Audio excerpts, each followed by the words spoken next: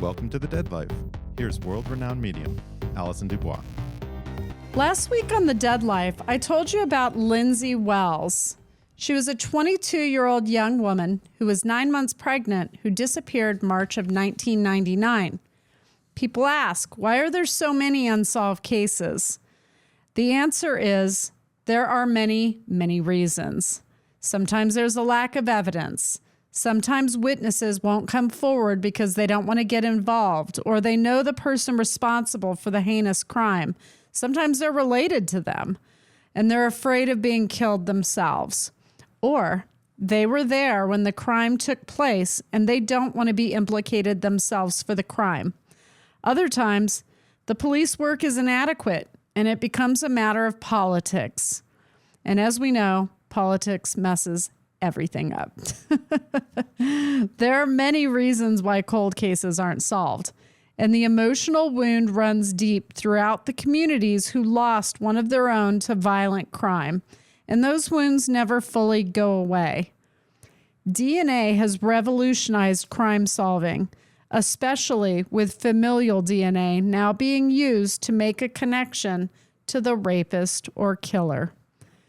You can follow me on Instagram at Medium Allison, on my Facebook fan page, or you can binge on my YouTube videos to watch episodes of The Dead Life.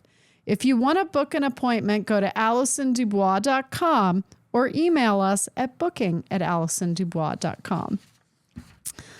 So, last week I shared with you the information that I had collected on the Lindsay Wells case.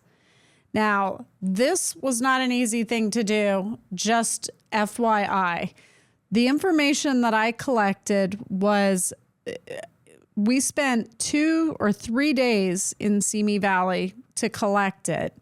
And I had a team of people with me, including a forensic specialist and an investigator who was retired cold case detective. And he was incredible. My point being, a lot of people will say, why don't you just go solve that case? Well, it involves a little cooperation from the town and law enforcement. So I can't do it by myself if I bring information that then isn't followed up on or taken seriously or unwanted by the family. I won't do that to them. That's re-injuring the family who was already hurt to begin with through a violent loss of one of their loved ones, and I will not do that. So I just wanted people out there that come, messaging me and saying, why don't you go, have you been to Australia? Do you know about this case? No, I don't know about that case.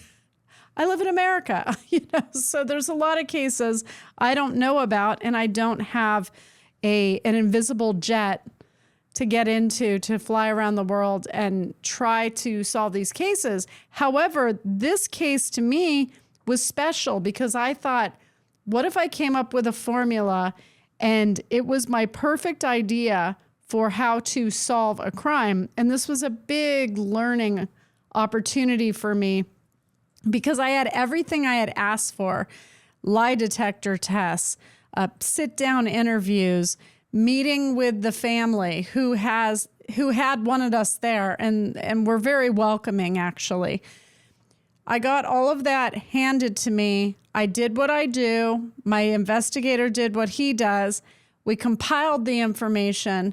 We passed it along, and we got zero follow-up. I still talk to my investigator to this day. He and I stayed in touch, and he's told me since then, he updated me every few years, that nothing had been done. And so I really wanted to start out talking about the Lindsay Wells case today.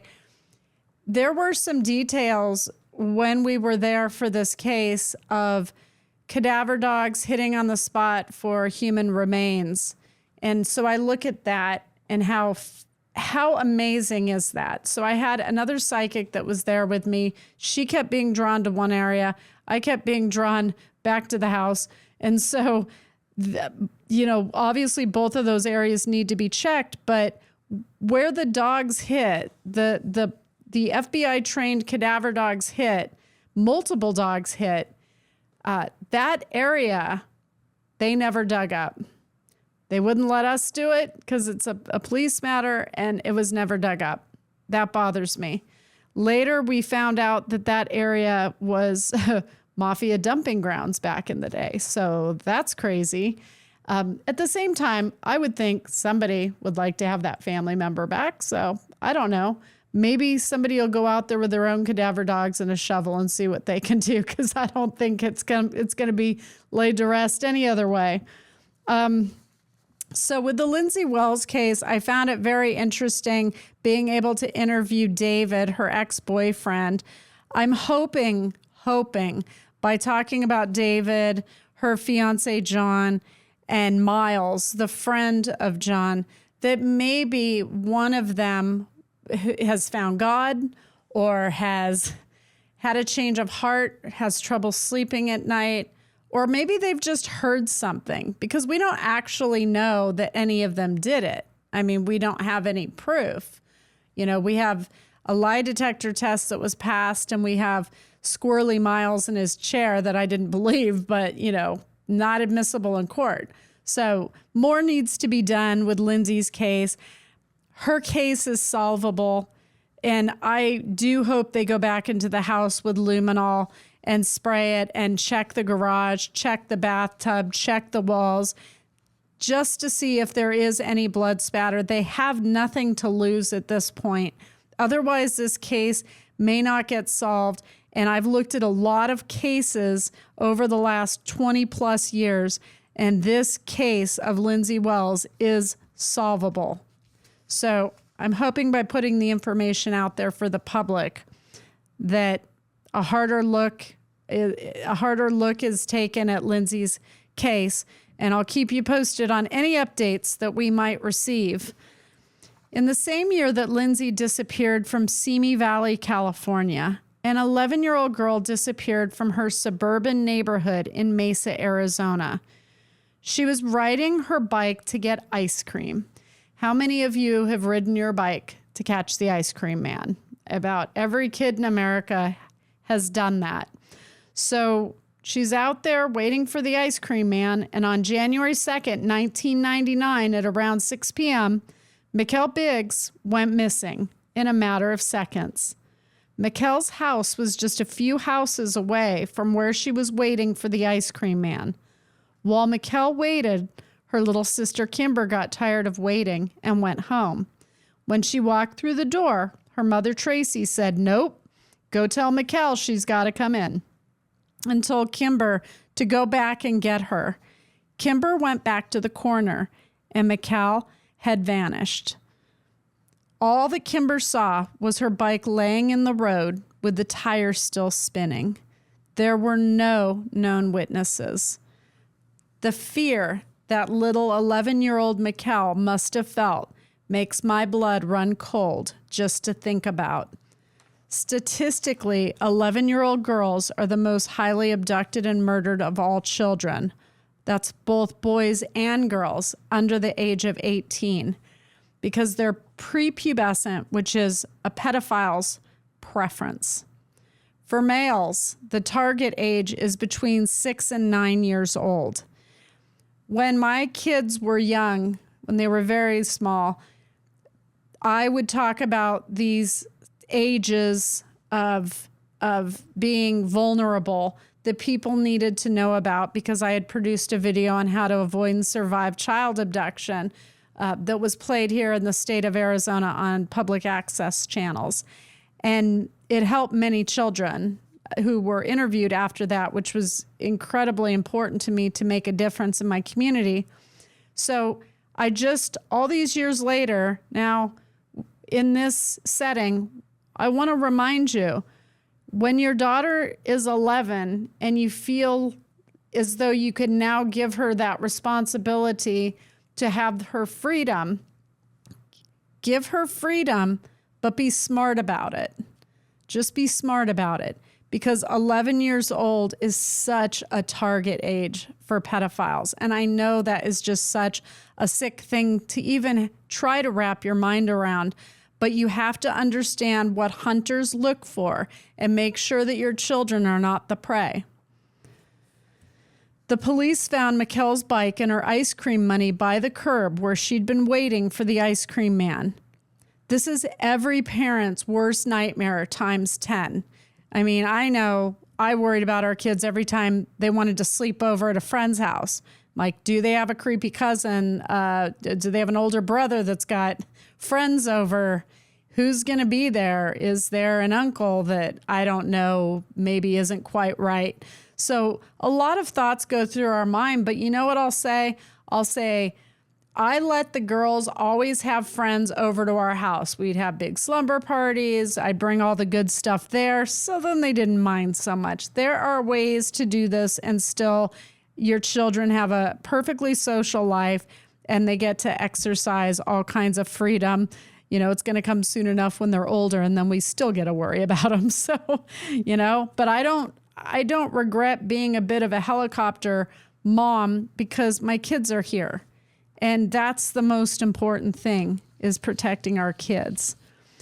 Months after Mikel's disappearance, one of the Biggs' neighbors, Dee Blaylock, was arrested for the sexual assault and attempted murder of Susan Quinnett, who also lived in their neighborhood.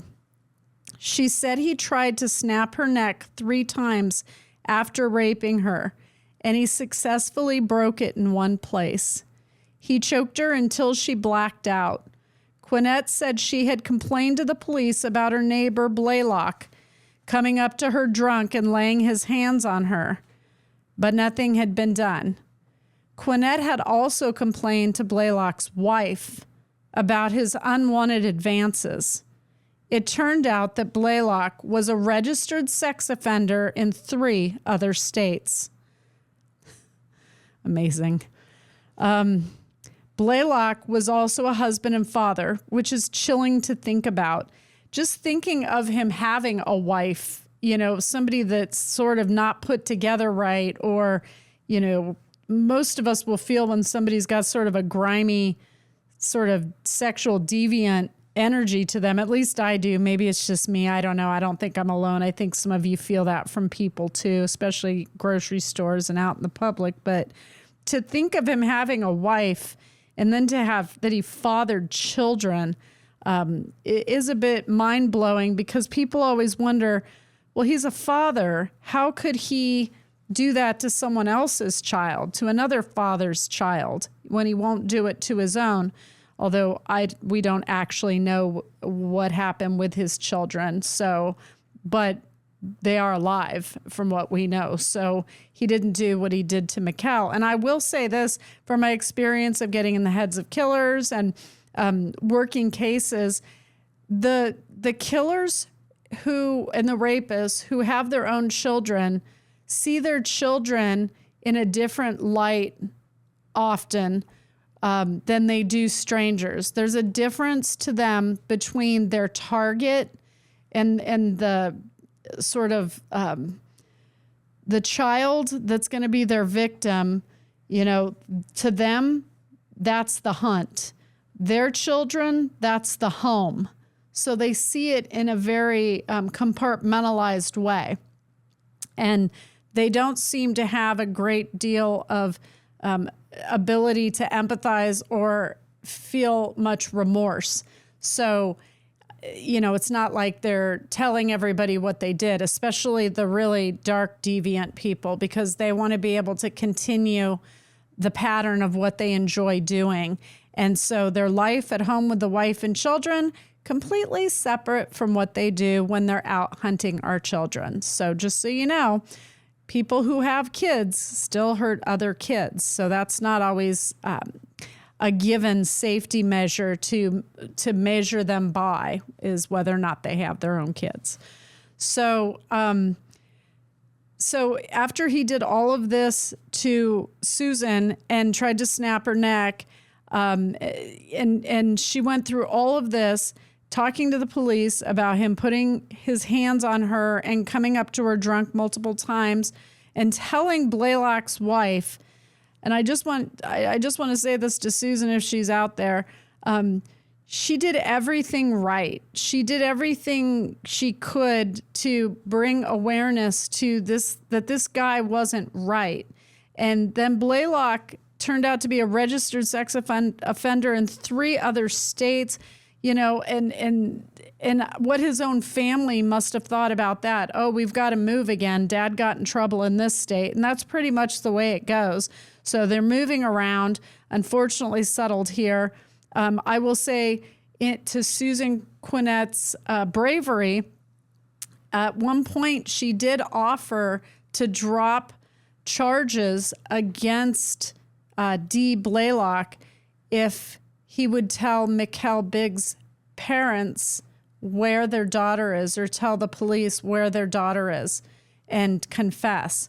And he was not going to do that. So that didn't happen. But the fact that she was willing to sacrifice what she went through in her home that took place over a long period of time of him being there and beating her is just amazing. So I just want to say, Susan, you're a brave woman, and thank you for that selflessness of offering up your justice in order to get the Biggs justice for their daughter. I thought that was really big of you.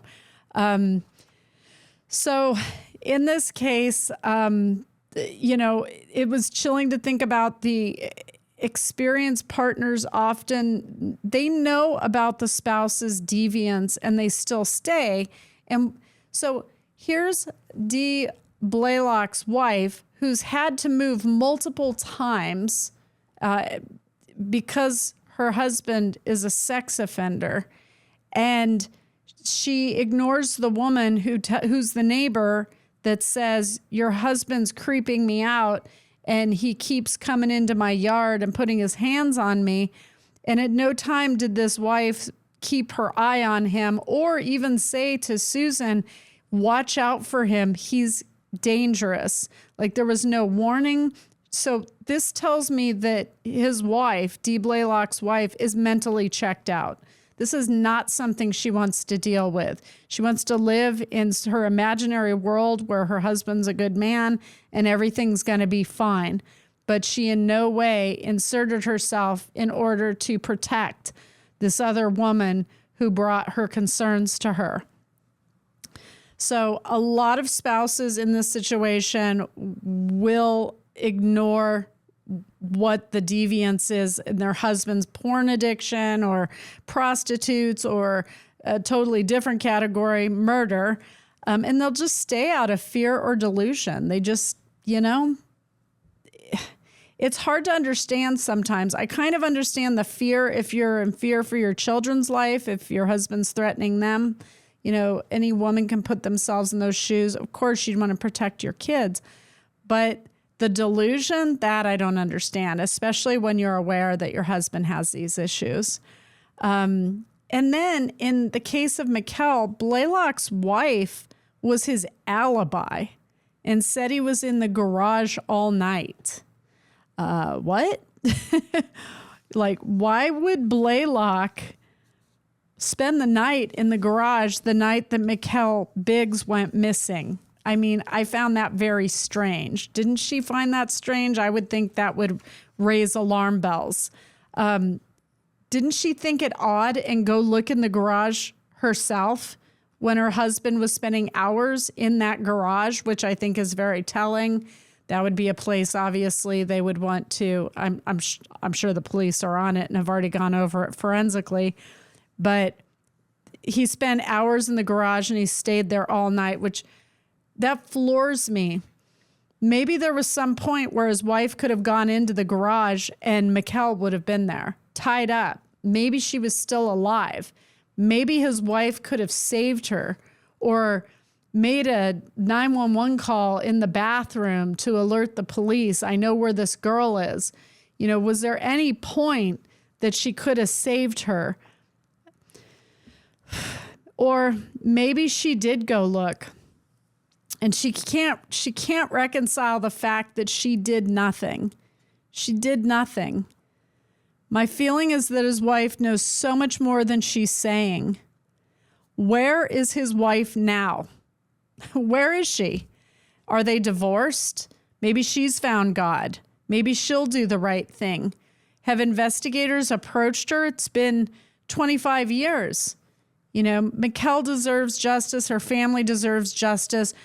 I think it's time that investigators focus on the wife. If she's alive, that's who they need to talk to. Because Dee Blaylock likes to toy with people far too much, and he does not mind. Actually, I think he enjoys injuring Mikel's parents, toying with them, hurting them. It's a release for him. He likes to be in control. He's an arrogant SOB, to say the least. But he's not going to say anything. Not to the right people anyways. So have the police been able to interview Blaylock's wife? Because I had not heard any information on that. I would be very curious. Or is there some sort of spousal protection in the law keeping them from doing so? You know, maybe there is spousal protection. I don't know. I feel so deeply for Dee's kids. They didn't ask to be born into that family. How old are his kids now? They probably are adults. Have his kids heard rumors in the family that as adults, maybe they would like to get off their chest? Maybe they'll be the hero that steps forward and brings the information on Mikel Biggs. Maybe they have children or little girls, just like Mikel was. I've seen many cases where the wife helped in some way to dispose of a body, and she won't talk out of fear of being implicated or viewed as related to the most vile in our society. Many women in this situation would rather take the truth to the grave rather than admit to being a monster's keeper. Mikel's family deserves justice. Maybe a fellow inmate of Dee Blaylock can get Dee to reveal his true self. Call me and let me know your thoughts on the Lindsay Wells case or the Mikel Biggs case at 802-332-3811. Thank you for tuning into The Dead Life. Join me next Tuesday for a fresh episode of The Dead Life, maybe something lighter. I'm Allison DuBois. This is The Dead Life. And to all of my believers out there, don't stop believing. Join us next week on The Dead Life. And don't forget to subscribe now to get notified of every new episode.